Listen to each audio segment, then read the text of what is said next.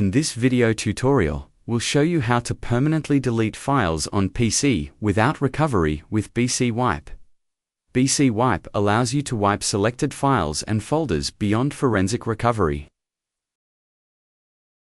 Open BCWipe Task Manager. Click the Add Task icon. Here you can name your wiping task.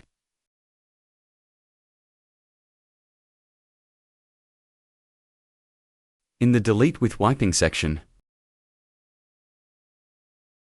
click Add Files.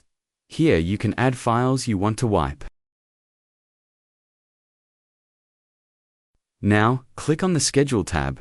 Here, you can set the start time and how often the wiping task should run. By default, BCWipe begins the task as soon as possible and sets the frequency to once. Next, click on the Wiping Options tab. Under the Wiping Options tab, you can select from the 19 different wiping schemes.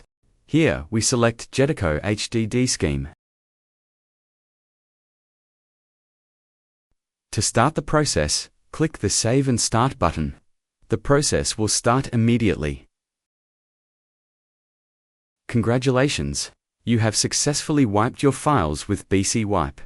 Now you know how to permanently delete files on PC without recovery. Thank you for watching.